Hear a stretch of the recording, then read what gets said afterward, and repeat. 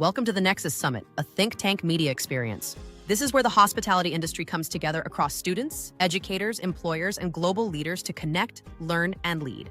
From keynote speakers and expert panels to student competitions, certifications, and live conversations, the summit showcases the ideas, people, and opportunities shaping what's next. Take your front row seat to the future of hospitality and discover where you belong in it, starting now.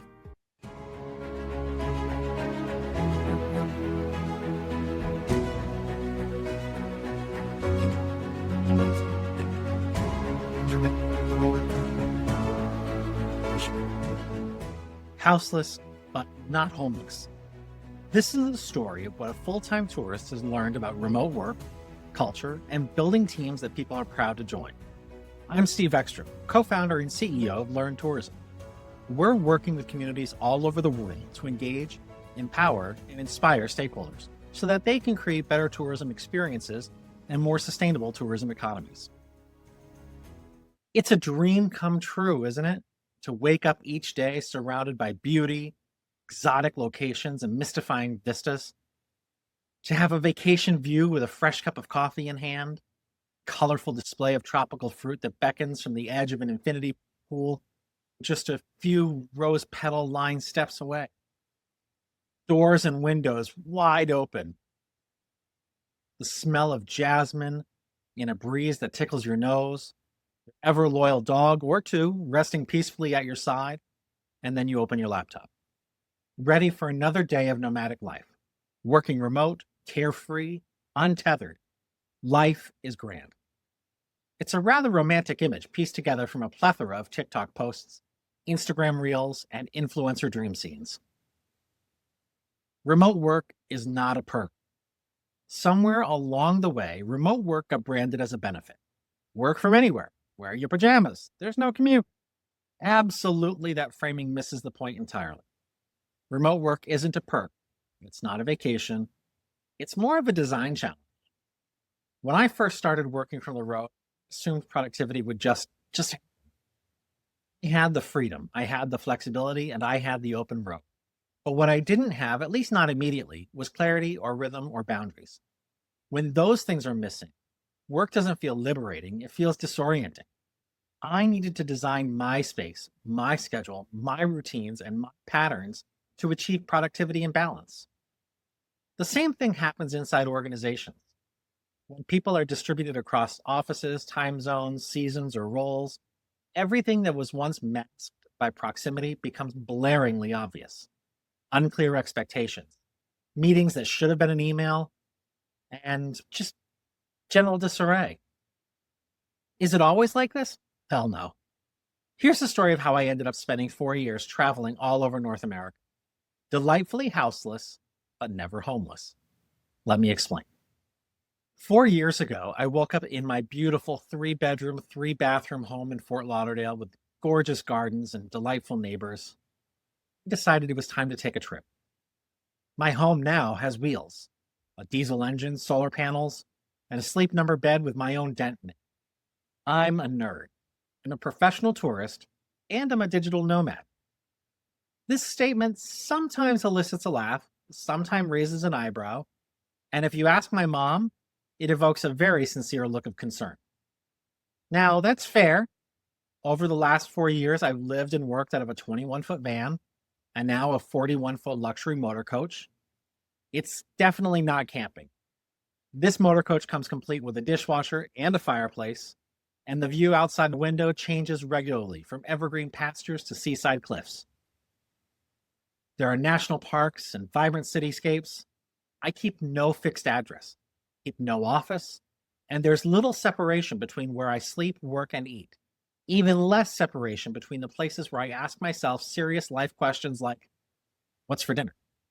But here's the thing. Living this way turns many abstract ideas into a daily reality. Remote work stops being a policy, and culture stops being words on a slide deck. Life-work balance stops being a slogan when your entire life fits into a few hundred square feet or less. Everything is visible. What matters, what doesn't, what falls apart the moment no one is standing behind you. That's why I'm here today. I'm here not to convince you to sell your house, give up your possessions, or buy a van. I'm here because hospitality professionals understand something the rest of the world is still trying to articulate. And that's how people feel while they're here and why that matters as much as what they do. Living this way rewired how I pay attention. On the road, presence stops being a mindfulness concept, it becomes a survival skill. You miss a turn, you can't just circle back. You can't ignore the weather. You're just going to get wet. You're going to get stuck in the mud. You're going to lose parts of your vehicle. If you learn to be present, fully present, you also learn to have time to be lost. Lost isn't a failure on the road. Lost is how you find a taco stand that doesn't have a sign. It's how plans turn into stories and how strangers become new friends. One rule you learn fast is when someone invites you, say yes. Not because it's always convenient and not because it's always comfortable, but because most of the moments that change you don't arrive neatly scheduled, boxed up with a ribbon. If you wait until you feel ready, you're going to miss out on these opportunities. Every day becomes an adventure, not because it's always good, but because it's always teaching you something. There are no bad days out there. You're going to pay for your education one way or another, and some days are going to charge you tuition. The less you try to control everything, the more the world is going to give back to you. Here's another thing the road teaches you fast. People who have less often tend to be the most generous.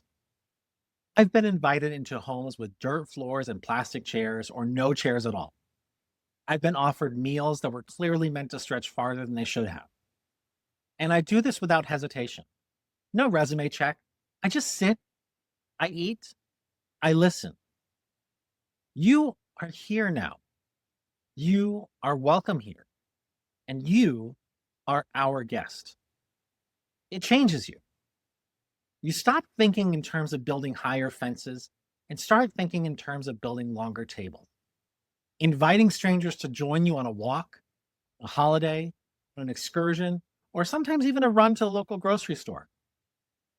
It feels better than going alone. Every time the same thing happens.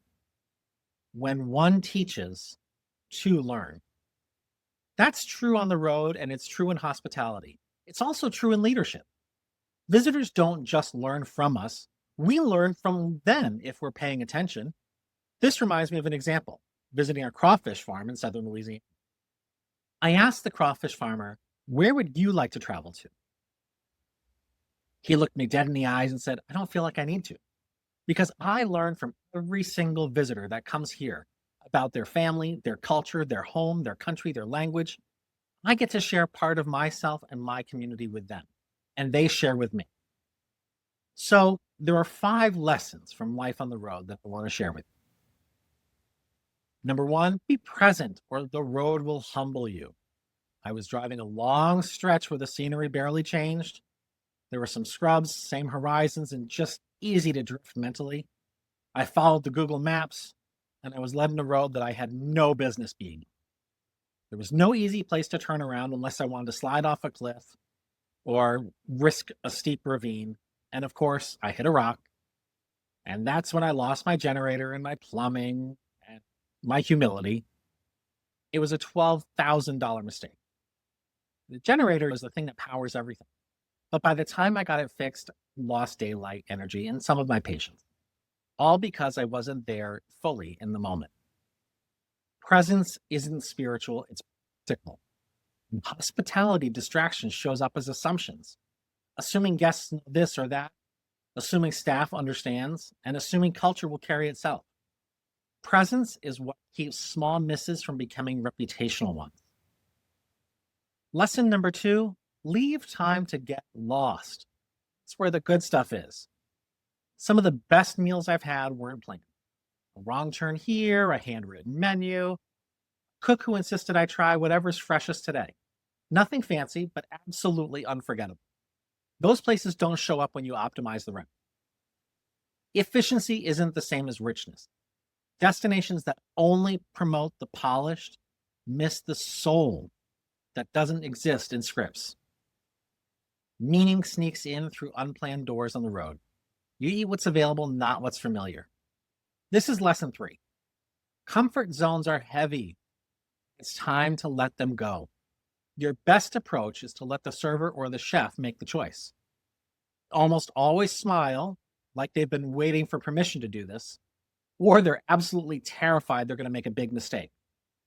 Once, while visiting a luxury Italian resort, I said, "Surprise me." And that led to a parade of dishes, the kitchen's greatest hits. The chef carved a little bit of each and every plate that was coming out of the kitchen so I could try everything. There were things I couldn't pronounce, things I didn't recognize, and dishes I still think about. Discomfort is in danger. It's instruction. Growth doesn't come from safety theater. It comes from permission. This is lesson 4. Take care of the basics. The future you will be thankful for it. Fill up the gas tank when it's half full. If you don't believe me, wait until you're driving 3 hours on fumes down a stretch of Mexican highway, hoping the next town wasn't lying and it really does have a gas station. True story. Same with laundry. Skip it too long and suddenly everything you own smells like poor choices and regret. Training, onboarding, communication, these are your gas stations. Skip them and burnout happens far from help. Preparedness creates freedom. Lesson number 5. Say yes and be the first to invite others while you're on the road. Invitations sometimes come quietly, like, "Why don't you come by later? We're going to be grilling something. You should meet my cousin," or "We're going to the beach tomorrow." Early on, I hesitated. I always had plans. I was tired. I didn't want to impose. Then I learned something. Hesitation is often fear just wearing polite clothes. So I started saying yes. Once I did, I became the one doing the inviting, pulling up another chair and inviting someone else along, turning strangers into a temporary community. Belonging doesn't start when you're invited in, it begins when someone offers hospitality first. Welcoming isn't passive, it's an active verb. Someone has to say, "Join us. Come on, you belong here." Be that person you wish you met on your last trip. Waiting for people to ask is how exclusion hides in plain sight. These lessons don't make me a better traveler, they make me a better teammate, a better leader, and a more human one. You don't need a van, you don't need wheels, but you do need attention and courage, and a willingness to say yes and to invite others first. That is how culture travels. Life-work integration, not balance. Now let's talk a little bit about balance. Balance assumes a separation of work over here, life over there, 8 hours on, 8 hours off, 8 hours to sleep, a neat, comforting equation that has never existed in hospitality. In van life, it destroys that illusion entirely. When your desk is 6 feet or less from your bed, you don't balance, you integrate. You design your days with intention. You listen to energy instead of clocks, and you decide when enough is enough. You're not doing so because the rules dictate that it should be that way. However, burnout can manifest quickly in small spaces. Hospitality teams already live with this reality. You've got odd hours, emotional labor, dealing with challenging guests, and peak seasons that disregard personal calendars and holiday schedules. The organizations that thrive aren't the ones that promise balance. They're the ones that deliver it. They're the ones who acknowledge life, operate with empathy, and make space for shuffling priorities. They simply ask better questions, like, what does flexibility look like here? Where can autonomy exist without abandonment? And how do we support people as whole individuals, not just as their job responsibilities or titles? Life-work integration isn't about working more, it's about working honestly. Building teams people want to belong to, here's the part leaders have always wanted the checklist from the road. I learned that strong teams don't rely on proximity, they rely on purpose, clarity, and trust. Purpose answers the question, why does this matter? Clarity answers, what does good look like? And trust answers, do you believe I can do this without being micromanaged? When those 3 things are present, people don't need micromanagement. They need space to thrive. I've had days where everything went wrong. The weather, connectivity, plans, everything completely unraveled. The work, it still moved forward. because expectations were clear and success was shared. In hospitality, this shows up in onboarding, training, and leadership behaviors. We train people to think, not just to comply. Do you invite questions, or do you focus solely on efficiency? Do you treat mistakes as learning opportunities, or are they risks to be eliminated? Belonging doesn't come from being managed, it comes from being trusted. I want to share a quick story. I've heard it in different versions over and over again in the industry, and it usually shows up with a leader saying something like, we've had this frontline employee show up solidly, they did the job on time, but you could tell they just weren't getting it. They were, clocking in. No drama, no complaints, just no spark. Then one day, instead of another checklist or script, someone took the time to explain why tourism mattered and why their particular job mattered. Not in an abstract economic impact way, but in a human way. How visitors help keep local businesses alive. How stories that you share from the front desk or as the housekeeper shape someone's entire perception of a place. No matter how menial you think it might be, your job is connected to community pride and not just a paycheck. The shift is immediate. The same role, the same pay, the same hours, but suddenly the person started making recommendations. They started asking questions and correcting misinformation, not because they were told to, but because they cared. Nothing magical happened. There was no big bonus. There was no new title. They were simply trusted with the why behind what they were doing. And that's when it clicked for me. Most people don't disengage because they don't want to work. They disengage because no one invited them into the meaning of the work. Hospitality already knows this, and here's the good news. None of this is foreign to you. Hospitality professionals design experiences for people who don't know the rules. You anticipate the needs before they're expressed, and you create consistency in the middle of chaos. I've learned humility quickly. Parts are going to break. Traffic is going to happen. The weather's going to change. You let go of expectations and learn to adapt, or you're just going to be miserable. Great teams aren't the ones that eliminate uncertainty. They're the ones that create confidence inside it. Okay, when staff feel informed, respected, and trusted, they stay. Not because they have to, but because they want to. I want to be clear as I wrap this up. This is not a call for everyone to become a digital nomad. Someone has to keep the lights on, but it is an invitation for you to think like them. A nomadic mindset values clarity over control, purpose over presence, humanity over performance theater. Work will keep changing, people will continue to move, and the organizations that thrive will be the ones that build cultures strong enough to travel with them. Here's what the van life taught me very quickly when no one is watching. Integrity and culture are all you have. Integrity is who you are when no one is looking. There's no manager walking by, no one is checking if you're online, and there's no office energy to borrow from. The work gets done, it's because something internal is pulling it forward. That something is integrity, and demonstrating it through leadership is what crafts company culture. Not the kind that's printed on some wall or some cute cliffhanger cat poster, but the kind that's lived in small, visible moments. Culture is how decisions get made, playbook doesn't. It's how people talk about work when the leaders aren't in the room. It's a matter of whether curiosity is rewarded or quietly discouraged. In hospitality, we often think of culture as atmosphere, but culture is really the product of behavior repeated over time. From the road, I learned that a simply defined company culture excels in 3 areas: creates clarity, builds trust, gives people permission to be human.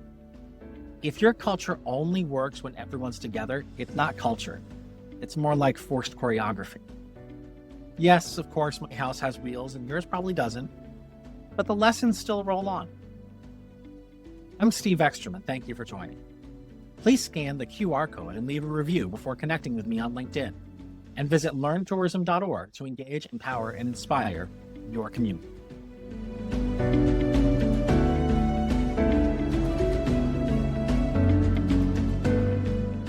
Thanks for spending time with us at the Nexus Summit. This experience is part of Think Tank Media and Hospitality Nexus, a global, human-first platform bringing the hospitality ecosystem together in one place. Inside the Nexus, it's a career fair that never closes, connecting industry leaders, educators, students, employers, and partners through real presence. To keep the conversation going, create your free profile and connect directly with Summit participants from around the world at hospitalitynexus.org. Stay connected, keep learning, and take your place in what's next.